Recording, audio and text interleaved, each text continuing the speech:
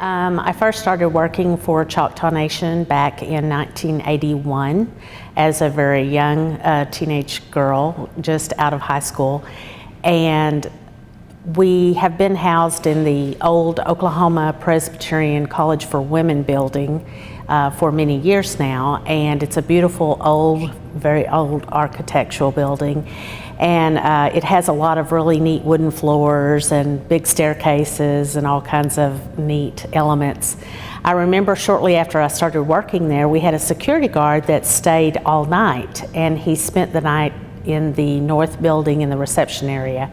And his job basically was to get there when we got off work and to leave the next morning when we came to work.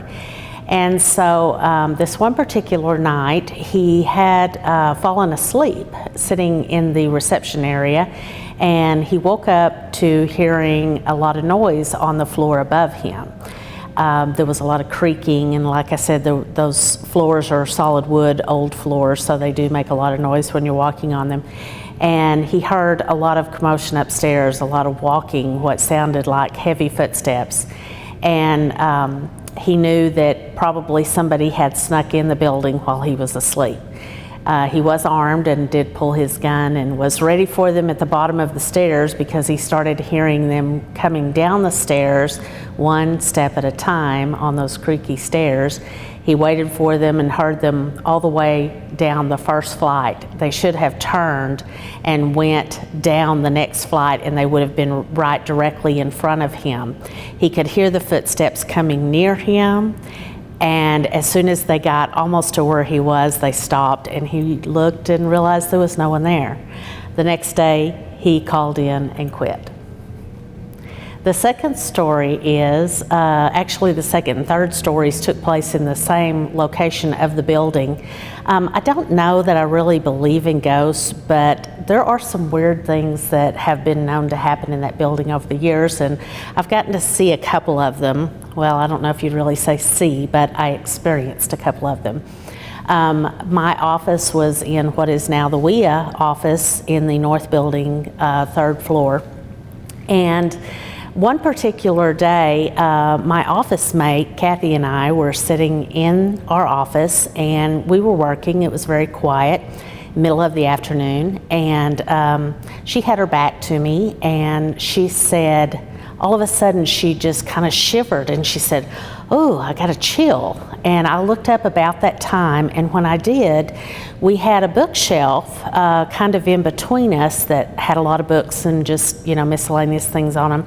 And one thing that was on that shelf was a small teddy bear that someone had given to one of us at some point or another. We just tucked it up really, you know, nicely on the shelf.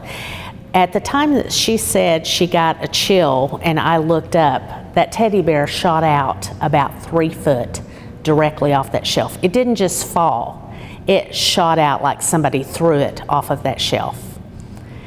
In the same location, in the same room, a little while at some point within the next year or so, one afternoon we get off work normally at 4:30. It was a little after 5, and I was still working, was staying late to work on some things, deadlines and whatnot, and I was just busy, you know, working away at my computer. And next door, where we had another office that was one of the WIA offices, and several of the ladies worked in there, I kept hearing these file cabinets opening and shutting very loudly.